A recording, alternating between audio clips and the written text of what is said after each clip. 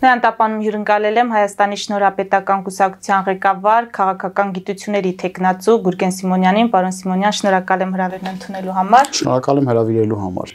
Հայաստանի վարչապետն արդեն շատ ուղիղ հայտարարում է, որ իր կարծիքով անկախության հռչակագրին հղումը պետք է նոր սահմանադրության տեքստում չլինի։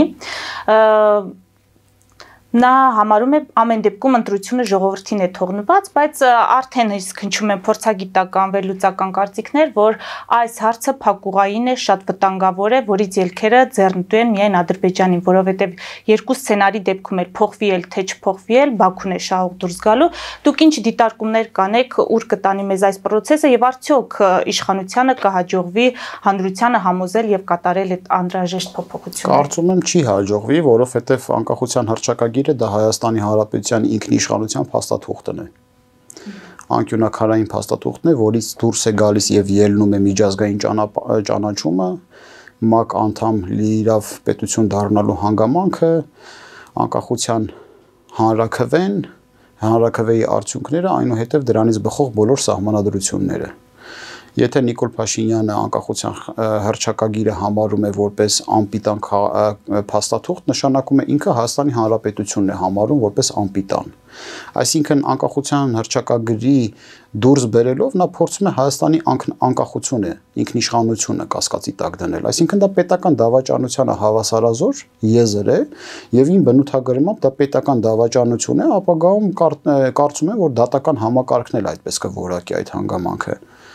Եվ ես կարծում եմ, որ այդ պետական դավաճանության եզրեր պարունակող քաղաքական օրակարգերը Հայաստանի Հանրապետության քաղաքացին երբևիցե չի սպասարկելու։ Անկախության հռչակագիրը դա տիեզերաստեղծ փաստաթուղթ է, որը խմբագրման, մոռացության տալու ենթակա չէ, որովհետև եթե այդ փաստաթուղթը իջիկ դարձրեցին, ապա մեզ կասեն, որ դուք այսուհետ այլ պետություն եք, եթե դուք այլ պետություն եք, եկեք հələ մի հատ միջազգային ճանաչման գործընթաց սկսենք, տեսնենք ով ձեզ կճանաչի։ Ու ինչ եք կարծում ով մեզ կճանաչի։ Մանավանդ այս տեսակ քաղաքականություն իրականացնող ապիկար եւ անսկզբունքային իշխանություններ ունենալու պարագայում աշխարհը ինչ դիրքորոշում կորդեգրի, աներկբավարն է, որ ճանաչած պետությունների թվականակը շատ քիչ կլինի, շատ քիչ։ Չճանաչած պետությունների մեջ կներգրավեն Ադրբեջանը, Թուրքիան, Ռուսաստանը, Պակիստանը։ Հիմա մեկ պետություն չի ճանաչում, Պակիստանը։ Բայց Ադրբեջանը Հայաստանի Հանրապետությունը այն հռչակագրով, որը որ կա, ճանաչել է։ Թուրքիան առաջիններից մեկն է եղել, որ այն հռչակագրով, որը որ հիմա Հայաստանի Հանրապետությունը կա, ճանաչել է։ Ռուսաստանն էլ է ճանաչել այն Հայաստանի Հանրապետությունը, որը այս հռչակագրով կա։ Եթե Նիկոլ Փաշինյանը դուրս է դեմ է գնում անկախության հռչակագրին, նշանակում է դեմ է գնում Հայաստանի Հանրապետությանը ներկայիս։ Սա պետական դավաճանության մեղադրանք հավանական մեղադրանք պարունակող քաղաքական գործընթաց է։ Հետևաբար Հայաստանի Շնորհապետական կուսակցությունը առաջ է քաշել հայ ժողովրդի առաջ օրակարգ այլընտրանքի միջոցով փոխել ներկայիս իշխանություններին։ Հիմա մենք սկսել ենք մեր ակտիվ շրջագայությունը Հայաստանի Հանրապետության մարզերով մեկ։ Մեր առաջին շրջագայությունը լինելու է Վանաձորում։ Սիրելի վանաձորցիներին ես հրավիրում եմ ամսի 19-ին շաբաթ օրը առավոտյան ժամը 10:30 Կարեն Դեմիրճյան 25/1 հասցեում տեղակայված կինո Լորի սրահ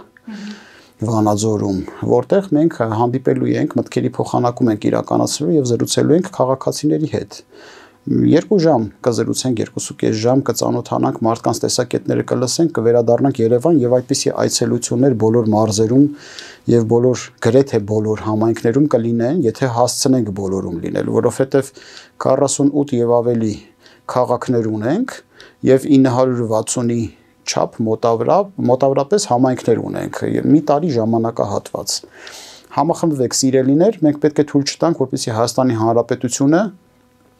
կասկածի տակ դրվի։ Ընդ որում մեկ ուրիշ զուգահեռ էլ անցկացնեմ, տեսեք Գյումրիի ընտրություններում վերջնահաշվարկով Վարդան Ղուկասյանը դարձավ Գյումրիի քաղաքապետ։ Երեք ես դիտեցի լրագրող Նարեկ Կիրակոսյանի հարցին, թե դուք կողմ եք միութենական պետություն մտնելուն, այդ անձնավորությունը ասեց այո, կողմ եմ եւ Բելարուսի օրինակով։ Այդ հայտարարությունը պետական դավաճանությանը հավասարազոր հայտարարություն, այսինքն այդ անձնավորությունը լինելով Հայաստանի Հանրապետության երկրորդ քաղաքի քաղաքապետը, Հայաստանի Հանրապետության ինքնիշխանության դեմ հայտարարություն է արել, դե իրավապահն էր, ինչ է կանելու։ Հայաստանի Հանրապետության ազգային անվտանգության ծառայություն, գլխավոր դատախազություն, ինչ է կանելու։ Այդ մարդը Հայաստանի Հանրապետության պետության դեմ հայտարարություն է արել։ Ինքնիշխանության դեմ հայտարարություն է արել։ Եվ նույնը Նիկոլ Փաշինյանը։ Դա պետական կառույցներին ձերուղված հարցադրումը իր հերթին, պարոն Սիմոնյան, իսկ հանրությանը ինչ հարց պետք է ուղղել։ Այդ դեպքում ինչպես հանրությունը կարողացավ ընտրել այդպիսի մարդու։ Ամեն դեպքում մեծ թվով քվե էր ստացել նա, այն դեպքում, երբ որ նա նախընտրական այս շրջանում գովերգում էր ռուսական դրոշը, ռուսական ռազմաբազայի գործունեությունը Գյումրիի տարածքում։ 8000 հոգի։ Գյումրին 250,000-ից ավել ազգաբնակչություն ունի։ 8000 հոգի է ընտրել, Գյումրին չի ընտրել։ Դե ամեն դեպքում նա ընդդիմադիր մյուս ուժերությամբ դարձավ քաղաքապետ։ Բանալին որն է, սիրելի գյումրեցիներ եւ առհասարակ Հայաստանի Հանրապետության քաղաքացիներ։ Մենք գիտենք, որ երկու արատավոր բարքեր կան ընտրություններին եւ ընտրական պայքարների ժամանակ։ Առաջինը դա վարչական ռեսուրսի զորաշարժումն է։ Տարբեր հաշվարկներով վարչական ռեսուրսը 100-ից 150,000 ձայն է, քվ է։ Իշխանությունների համար վատթարագույն պարագայում 100,000։ Ես կարծում եմ, որ իշխանությունների համար ամենավատթարագույն պարագաներն են հիմա։ Այլ բան է, եթե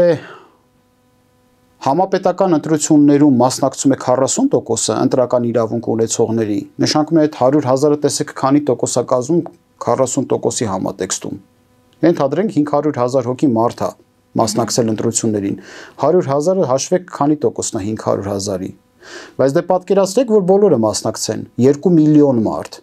Տեսեք 2 միլիոնի քանի տոկոսն է 100,000-ը։ Ստացվեց, որ այդ վարչական մեխանիզմներով նրանք չկարողացան ազդել ընտրական իրողությունների վրա, անգամ անցողիկ շեմը չհաղթահարեցին։ Մյուս արատավոր երևույթը ընտրակաշառքներն ու այլ մեթոդներով մարդկանց նկատմամբ ճնշում գործադրելը։ 100-ից 200,000 ենթադրենք։ Ընդ որում 200,000-ի եթե 5,000 դրամներով կաշառին, դա մոտ 2 միլիոն դոլար է անում, 2 միլիոն դոլար։ Դա գիտենք, որ եզակի քաղաքական գործիչներ կարան այդպիսի ծախս ունենալ, դա օլիգարխները, որոնք երկիրը տարիներ շարունակ թալանել են, այդ մարդիկ կարող են այդ ծախսը տեսնել։ Հիմա որպեսզի մենք կարողանանք փոփոխություն իրականացնել, համապետական ընտրություններում ենթադրենք 600-700,000 հոգի մարդ է մասնակցում։ Տեսեք 200,000-ը այդ 700,000-ի մեջ քանի տոկոսն է կազմում։ Եվ ենթադրենք մասնակցի 2 միլիոն մարդ։ 2 միլիոնի մեջ 200,000-ը քանի տոկոս է կազմում, անցողիկ շեմը համարյա կարող է չհաղթարի կամ հաղթարի մինիմալ չափով։ Հիմա այստեղից հետևություն։ Հայաստանի Հանրապետության սիրելի քաղաքացիներ, բնակվելուց լինեք Հայաստանի Հանրապետությունում, թե Սփյուռքում էական չի։ Բոլոր տեսակի ընտրություններին անպայման մասնակցեք անկախ ձեր տեսակետից։ Խնդրում եմ ուղղակի։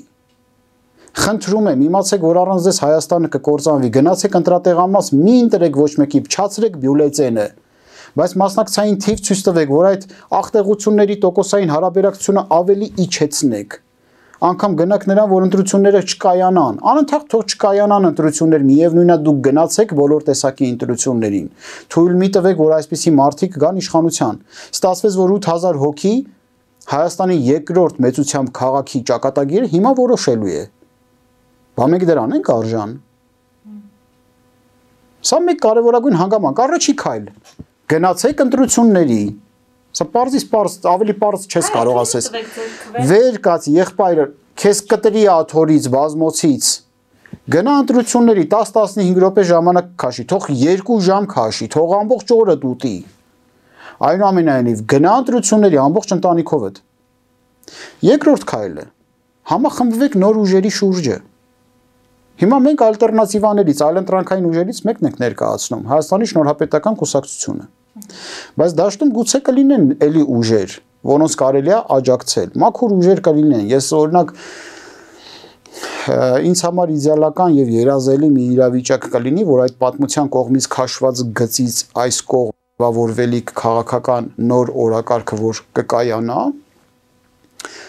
նոր ուժերի համատեքստում կկայանա, ընդ որում ես խնդրում եմ ուշադրություն դարձնեք, նոր ուժեր դա չի նշանակում երիտասարդներ միայն։ Միջին եւ բարձր տարիք ունեցող անձիկ էլ կարող են կայացրած լինել եւ նախաձեռնող լինեն ուժերի, որոնք որ Հայաստանի ներքաղաքական դաշտում որևէ ախտեղությունների հետ կապված չեն եղել։ Նրանք էլ են նոր ուժ։ Հիմա ինչ էական է, որ մարդը միջին եւ ավակ սերնդի ներկայացուցիչ է, եթե ինքը երբևիցե ոչ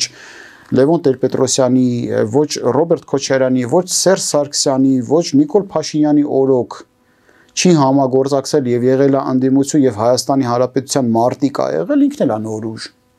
Հիմա նոր ուժեր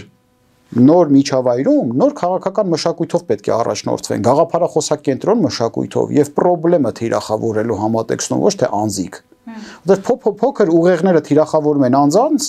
մեծ ուղեղները թիրախավորում են գործընթացներն ու պրոցեսները։ Հիմա այդ պատմության կողմից քաշված գիծը, որը արդեն անհնարին է դարձրել նախկին եւ ներկա քաղաքական ուժերի ներգրավվածությունը պրոցեսներին, պարտադրում է Հայաստանի Հանրապետության քաղաքացուն համախմբվել նոր ուժերի շուրջ, սիրելիներ։ Այսինքն մենք դուրս բերեցինք ձեր հարցից երկու մոտեցում։ Առաջինը, գնացեք ընտրությունների, երկրորդ, համախմբվեք նոր ուժերի շուրջը։ Պարոն Սիմոնյան, վերադառնալով իմ առաջին հարցին եւ եթե դիտարկենք սցենար, որ ժողովուրդը չի գնում սահմանադրության այդ փոփոխության նոր տեքստին չի աջակցություն չի հայտնում, այնպես ինչպես պահանջում է Բաքուն եւ Նիկոլ Փաշինյանը ենթադրենք, եւ ինչ է ստացվում, Ալիևը հայտարարում է, որ ռևանշիստներ են Հայաստանում եւ պատերազմ եմ սկսելու նրանց դեմ։ Թող հայտարարի, թող սկսի պատերազմ, եթե պետքա սկսի։ Հիմա օրինակի համար, եթե մի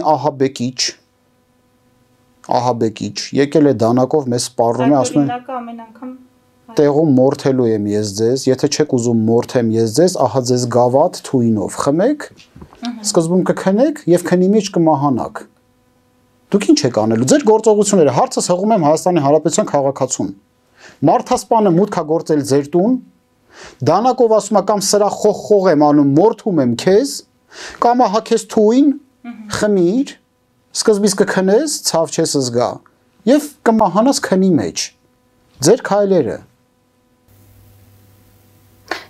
չդիտարկի Հայաստանի Հանրապետության քաղաքացին իր ճամպրուկը հավաքելու եւ այստեղից գնալու սցենար։ Դա էլ է մահ։ Այսինքն դուք պայքարում եք, էլիս դուք խոսում եք հայերեն ինչի համար, ձեր տեսակի համար, չէ՞։ Ինչի՞ չեք ռուսկախոս, ռուսերեն լեզվով խոսացող կամ անգլերեն, ինչի եք օրինակ դուք հայուհու մենտալիտետով ապրում։ Տեսակի պայքար է գնում ամեն օր։ Ինչի ենք մենք կարգ ու կանոնով հաղորդակցվում միմյանց հետ, հայկական մշակույթ սիրում, տեսակների պայքարում, եթե պետքա ոչլոտ թուրքը ձեզ հաղթի, ուրեմն դուք արժեք չունեք։ Ինչի ճամպրուկը հավաքես գնաս։ 500 տարի առաջ քոչվորների ցեղերը ճամպուկները հավաքած եկել են քո հազարամյա բնորանը հայրենիք են սարքում դու գնաս։ Դուք գիտեք հին հունական պատմագիտության մեջ այսպիսի մի դրվագ կա, Անաբասիս կարդացեք։ Հայուհու կերպարը որն է։ Հունական զինվորական խումբը, երբ որ պարսկական թագավորության դեմ պատերազմից հետո նահանջում էր, մեծ հայքի վրայով պետք է նահանջեր, չէ։ Մի համայնքի մեջով են անցնում, որտեղ զորաջոկատ է դուրս գալիս իրանց դեմ։ Մարդիկ մտածում են, որ հայերը մտածում են, թե իրանց վրա են հարձակվում, զորք է դուրս եկել։ Մարդ են մղում ահեղ։ Մեկին սպանում են, սաղավարտն ընկնում է, երկար մազերը թափվում են, տեսնում են կին է տղամարդու սաղավարտներով կռվում։ Ինչու՞։ Որտեվ տղամարդերը չէր մնացել, պատերազմը տղամարդուն ոչնչացրել էր, կանայք էին պաշտպանում։ Իհարկե կանանց ուժը չի բավարարում, հույներին պարտվում են, այն կանայք, որոնք որ ողջ են մնում, ծերպից իրանց ցած են նետում, որ չտիրանան օտարների իրենց։ Ես ձեր Քսենոֆոնտը հասկանում եւ ընկալում եմ։ Քսենոֆոնտը սևով սպիտակի վրա գրել է 2000 տարի առաջ տեղի ունեցած իրավիճակ։ Տեսեք, տեսակի պայքարում մենք ուր էինք այն ժամանակ, հիմա ուր ենք, մենք ճամպրուկ ենք։ Գնչու ենք, թափառական ենք, մուրացկան ենք։ Արտագաղթի տեմպերը Կարծում եմ որոշ չափով այդ հարցի պատասխանը տալիս են պարոն Սիմոնյան, որքան էլ փորձենք լավատես լինել Որովհետև 30 տարի շարունակ ազգակերտման գործընթացը Հայաստանի Հանրապետությունը տապալել է, մարդիկ ծնվում են հայ, բայց հայանալու ճանապարհը կիսատ է մնում։ Միայն հայերեն խոսալով եւ յան վերջածանցով չի։ Մենք հասկանում ենք, մենք ով ենք, մեր տեղն ու դերը նշանակությունը։ Ֆիզիոլոգիապես մենք նրանց չենք զիջում, եթե ոչ առավել ենք։ Գենետիկ ուսումնասիրությունները նայեք, ոսկրածուծի միջազգային բանկում հայերի ոսկրածուծը ուրույն տեղ ունի եւ բոլորին դոնոր է կարողանում հանդիսանալ, որպես առողջ ֆիզիոլոգիա ունեցող կենսատիպի օրգան։ Հիմա եթե կենսաբանությամբ լավն եք, ուղեղով լավն եք, մտածում եք, խելք ունեք այդքան։ Արտակնապես նորմալ ենք, լավ ենք։ Ամեն ինչով լավ ենք։ Ինչն է մեզ խանգարում։ Տեսակների պայքարը վախում ենք։ Դրա համար էլ ոնց ասեմ, լաթի նման կսրբեն ոտքները մեզ վրայով եւ կանցնեն։ Մենք դրան ենք արժանի։ Ի վերջո ստեղից մի աքսիոմատիկ ճշմարտություն։ Եվ ստեղ բոլոր զորավարներն են ասել, այն քաղաքակրթությունները, որոնք որ պատրաստվում են պատերազմի եւ պատերազմին պատրաստ են, վայելում են խաղաղություն։ Իսկ պատերազմին պատրաստ հասարակությունները կյանքի տևողությունը չեն գնահատում, կյանքի խորությունն են գնահատում։ Թող երբևիցե միջև 90 տարեկան ապրած բորի կյանքով անձնավորությունը չհամարի, որ ինքը ավելին է արժեցել, քան 20-ամյա Ռոբերտ Աբաջյանը։ Որտեղ 20-ամյա Ռոբերտ Աբաջյանի կյանքի տևողությունը 20-ամյա էր, բայց կյանքի խորությունը դարակազմիկ։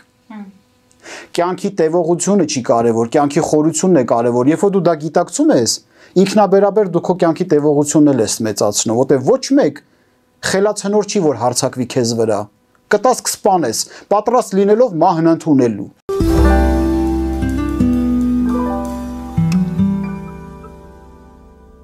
Jackpot հագուստի վաճառակենտրոնը վերաբացվել է Թահանգա քաղաքում։ Նոր տեսականի, նոր արժեքներով ու նոր զեղչերով։ Եվրոպական հագուստ եւ կոշկեղեն կանանց, տղամարդկանց եւ երեխաների համար։ Օծանելիք, ճամպրուկներ, պայուսակներ, գիշերանոցներ, գոտիներ եւ դրամապանակներ։ Մեծ ապրանքատեսականի, մեծ զեղչերով։ Համեցեք Jackpot Թահանգայում։ Հասցեն 7057 Foothill Boulevard։ Հեռախոս 818 813 2252։ Jackpot։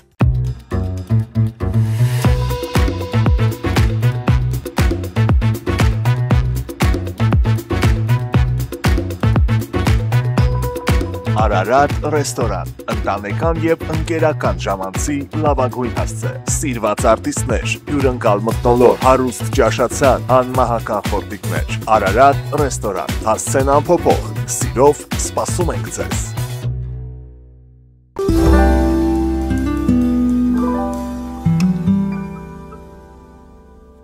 Պարոն Սիմոնյան, հիմա այլ թեմաների անդրադառնալով արցախցիների ակցիաները շարունակվում են, տարբեր պահանջներ են հնչում սոցիալականից մինչև քաղաքական, ընդ որում իրենց վերադարձի հարցն են պահանջում, որ այս իշխանությունները բարձրացնեն։ Սերժ Սարգսյանը օրերս հայտարարություն տարածեց, որ չի համարում Լեռնային Ղարաբաղի հակամարտության էջը փակված եւ այս իշխանությանը չի հաջողվի այդ էջը փակել։ Դուք ինչ դիտարկումներ կանեք հիմա արցախցիների ակցիաների հետ կապված, ասում են էլի Կրեմլից եւ Կրեմլին հարող ուժերը այստեղ իրենց ուղղորդում են օգտագործում են որպես գործիք, որովհետև այն աշխարհաքաղաքական իրավիճակում, որում մենք հիմա ապրում ենք, արցախցիների վերադարձը հնարավոր չէ։ Թացը չորից ջոկենք։ Սերժ Սարգսյանին ի պատասխան։ Նիկոլը ճիշտ էր, դուք սխալվեցիք։ Հետևաբար դուք եք Նիկոլի ձևով փակել Արցախյան հակամարտությունը, չփորձեք հանկարծ այդտեղ խաղեր տալ։ Հանրապետական կուսակցությունը ընտրեց Նիկոլ Փաշինյանին, Սերժ Սարգսյանը գնաց Նիկոլին հանձնելով իշխանությունը եւ Սերժ Սարգսյանը անուղղակիորեն Նիկոլ Փաշինյանի վարած քաղաքականության հանցակիցն է։ Սա մեկ։ Հիմա Սերժ Սարգսյանին զատեցինք մենք արցախցիներից։ Արցախահայերը տուժած մեր հայրենակիցներն են, որոնք իրենց պապենական բնօրենից դուրս են եկել եւ մեծ հաշվով նաեւ Ռուսաստանի միջամտության եւ նրանք շատ լավ գիտակցում են։ Այստեղից զատեցինք Ռուսաստանի արցախահայերից։ Հիմա մաքուր մեր Արցախի հայրենակիցները ինչ են պահանջում։ Տեսակետներ կա մոտ 460 միլիոն դոլարի Արցախահայերի միջոցներ են թալանված։ Իրանք իրավունք չունեն գողունը հետ պահանջելու։ Հիմա Արցախահայերը պահանջում են իրանցից թալանված գումարը, որը պետական գրանցում ունեցող կազմակերպության միջոցով իրանցից թալանվել է։ Այդ օգնությունը ուր է գնացել։ Ամենագնացներով եւ լավագույն համարներով ու թիկնազորներով ֆրֆռում են Երևանով մեկ։ Այն ժողովուրդը, որ ոչ միայն հոգեբանական խնդիր է ունեցել,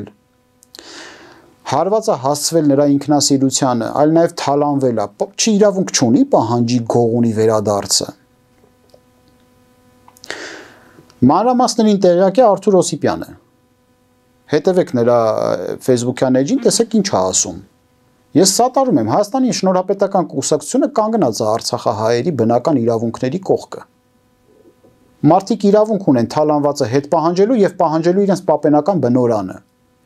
Իրավունք ունեն եւ այդ իրավունքը մենք պետք է հետապնդենք նրանց հետ կողք կողքի, որտեղ նրանք մեր քույրերն ու եղբայրներն են, չմոռանանք սա։ Որտեղ եթե մենք նրանց տարանջատեցինք, մենք կտարանջատենք նաեւ Գյումրին, կտարանջատենք Վանաձորը, կտարանջատենք Տավուշը, կտարանջատենք Երևանը, ելով մնացինք մենք, ելով ենք մենք, էլ մենք չկա։ Նշանակումա վերադառնանք ձեր ասած ճամպրուկին։ Դրա համար մեր մեջ մենքի գաղափարը պետք է շեշտադրենք։ Մենք ենք, բոլորս համախառն, համակուռ, համակարգով եւ համազգային ինքնագիտակցությամբ եւ մշակույթով։ Մեր բարբարային, որը որ բոլորի բարբարները ինձ համար շատ հոգեհարազատ են, յուրօրինակությամբ եւ համ ու հոտով հանդերձ մենք բոլորս հայ ենք եւ խոսում ենք հայերեն։ Պարոն Սիմոնյան, քանի որ դուք ըստ էության ասացիք, որ Սերժ Սարգսյանն է մեղավոր Նիկոլ Փաշինյանին իշխանության բերելու հարցում, նույն բանը ասում է նաև Ռոբերտ Քոչարյանը եւ այս օրերին նրանց միջև այդ հերակա բանավեճը մեղադրանքների լեզվով շարունակվում է։ Ինչ խնդիր են լուծում այս բանավեճով։ Ում է հետաքրքիր 7 տարի անց թե ով է բերել իշխանության Նիկոլ Փաշինյանին։ Ճիշտ է ասում Ռոբերտ Քոչարյանը, Սերժ Սարգսյանն է մեղավոր։ Բայց այդտեղ հարց տանք։ Ով է մեղավոր, որ Սերժ Սարգսյանը դարձավ նախագահ։ Մարտի 1-ի 2-ի դերվագները փոխել, մոռացել եք։ Մոռացել եք, որ Լևոն Տեր-Պետրոսյանը անցել էր ասում են այն ժամանակ։ Ռոբերտ Քոչարյանը չբերեց կրակելով մարդկանց վրա նստացրեց Սերժ Սարգսյանին։ Այդ դեպքում Նիկոլ Փաշինյանի վարած քաղաքականության մեղսակից է նաև Ռոբերտ Քոչարյանը, որտեղ Ռոբերտ Քոչարյանը բերեց Սերժ Սարգսյան, աճեցնելով այս պարադիգմը։ Սերժ Սարգսյանը բերեց Նիկոլ Փաշինյան, սպասարկելով այդ պարադիգմը։ Նիկոլ Փաշինյանը տապանակարն է արդեն ծեծում։ Տարեթիվն է ծեծում, ընդ որում Արցախի չէ, Հայաստանի Հանրապետության։ Այնպես որ Ռոբերտ Քոչարյան, Սերժ Սարգսյան, Նիկոլ Փաշինյան, դրանք տրամաբանական շարունակություն են։ Բա առաջին նախագահ Ռոբերտ Քոչարյանին բերեց։ Այսինքն նույն շղթայի ուղղակիներն են բոլորը փոխկապակցված։ Բայց ինչ եմ ասում 90 թվականից, երբ որ Ղարաբաղ կոմիտեն պերեխվատ արվեց դրսից։ 90 թվականից մինչև այսօր նույն համակարգն է։ Անկախ իրար միս ուտելուց, իրանք միս չեն ուտում այն իրավիճակից, որ մենք հիմա ինչ պատուհասի մեջ ենք, այլ իրանք իրար միս են ուտում, թե ինչի դու այսքան ունեցար, ես այսքան ունեցա, ես պետք է այսքան ունենայի, դու այսքան պետք է ունենայիր, ընդհանրապես այս ոնց ասեմ դիակապտության նմանվող որկրամոլ շահերն են բանանում, որտեղ դիակի կարգավիճակում հանդես է գալիս մեր սիրելի Հայաստանի Հանրապետությունը իրենց մտածելակերպով։ Իրանք ուզում են դիակապտությամբ զբաղվեն, թալանեն մահացած Հայաստանը։ Մենք թույլ չենք ուզում տանք։ Բոլոր առողջ ուժերին, եղբայրներ, եկեք բռունցք դառնանք։ Պետք է թույլ չտանք։ Կոպեկի չափ արժեք չունենք, եթե թույլ տվեցինք։ Մենք ինչա խաժամուժ ենք։ Բա լավ, այդքան մեր մասին ուսումնասիրություններ կա։ Հələ միացրեք տեսեք իտալական բուհերում բարձրաստիճան պրոֆեսորա դասախոսական կազմը վեբինարներում ինչպիսի դասախոսություններ են ունենում հայոց քաղաքակրթության մասին։ Մենք ինչը ապօրինի ծնված զավակներ ենք, թե մենք հայկնահապետից սերող ազնվական ծագում ունեցող ազգ ենք։ Եկեք ամփոփենք տարածաշրջանային մեկ հարցով Իրան-Հայաստան զորավարժություններ անցկացվեցին, Իրանը հայտարարեց, որ տարածաշրջանում վտանգ չկա, բայց մենք գիտենք, որ եւ Իրանի ուղությամբ եւ Հայաստանի ուղությամբ կարող է վտանգ լինել, հատկապես Ադրբեջանը կրակում է, չի խորշում իր կրակելուց, այսինքն այդ ապակառուցողական վարքագծից բնավ իրեն ված չի զգում, կաշկանդված չի զգում։ Հիմա ինչ է կարծում Իրանի շուրջ օղակը կսեղմվի եւ դրանից արդյոք կկարողանա Ալիևյան ռեժիմը օգտվել։ Թող սեղմվի, թող փորձեն օգտվել։ Իրադարձությունները, որոնց վրա դուք ազդեցություն ունենալ իզորու չեք, թող ձեզ չհուզի։ Դուք պատրաստվեք։ Մենք որ դուրս ենք գալիս Երևան, խորը շունչ ենք քաշում, արդեն վտանգի տակ ենք։ 5-ից 10 անգամ թունավորված օդ է։ Էկոլոգիական առումով վտանգավոր։ Դուք ինչ գիտեք, ինչ միկրոբ եք շնչել, որը ինչ ազդեցություն կարող ունենա ձեր օրգանիզմի վրա, բայց ձեր օրգանիզմը վախերով ու տագնապներով է ապրում, ոչ, իմունիտետը սկսում է դրանց դեմ պայքարել։ Ապրեք, շարունակաբար հզորացեք, կլինի խնդրեմ, դուք դարձեք խնդրեմ ձեր թշնամիների համար, ինչ նախնդիր է։